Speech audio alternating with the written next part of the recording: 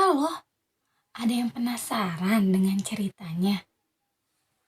Ayo kita simak. Ibu bebek dan anaknya yang pemberani. Di sebuah hutan, hiduplah seekor induk bebek berserta 3 anaknya. Suatu hari, mereka pergi bersama untuk mencari makan. Mereka berjalan beriringan. Induk bebek di depan dan anaknya di belakang.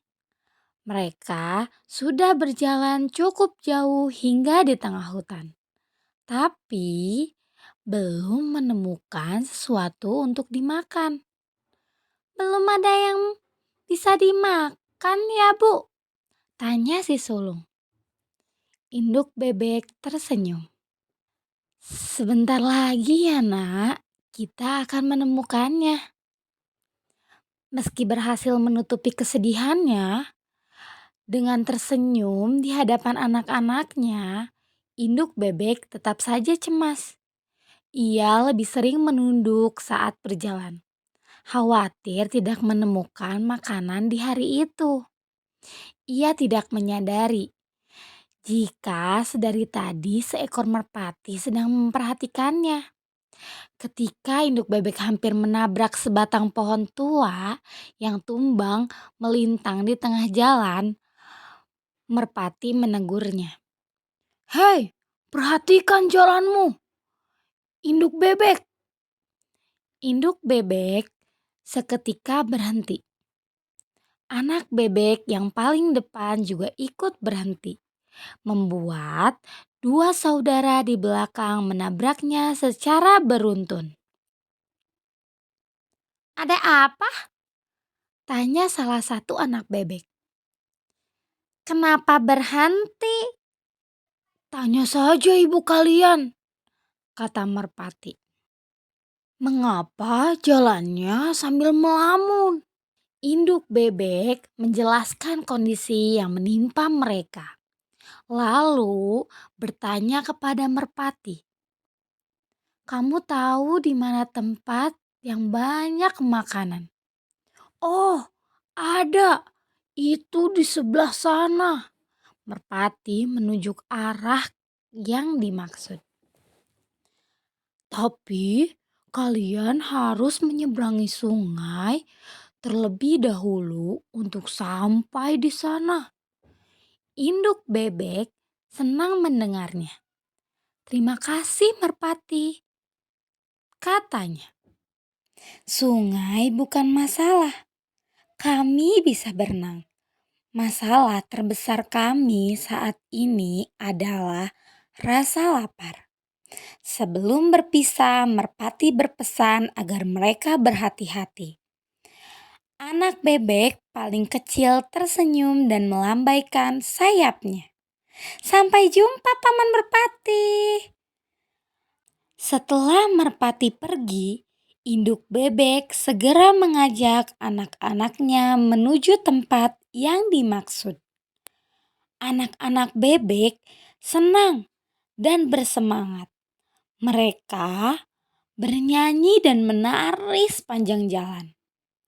Masing-masing mulai membayangkan makanan lezat yang akan segera mereka santap.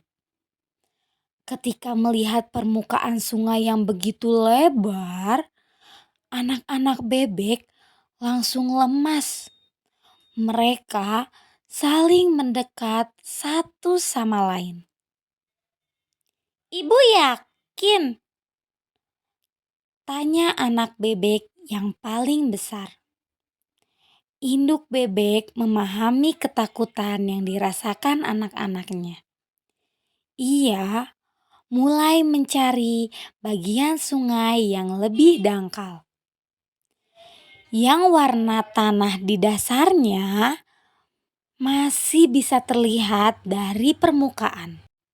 Setelah menemukannya, induk bebek langsung menceburkan dirinya. "Anak-anak, lihat," katanya. "Ini tidak terlalu dalam. Kita bisa melewatinya. Melihat sang induk tidak tenggelam, anak-anak bebek bersorak. Mereka melompat kegirangan. Hore! Makanan! Makanan! Makanan! Makanan!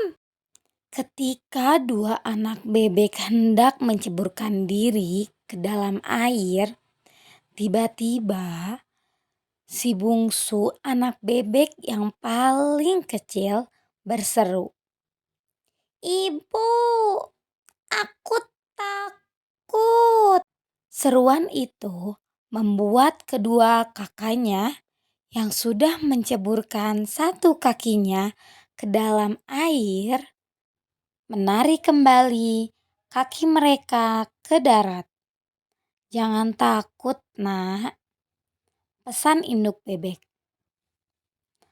"Bagaimana kalau kami tenggelam?" tanya si sulung. "Tidak akan, kalian pasti bisa." Tapi Bu,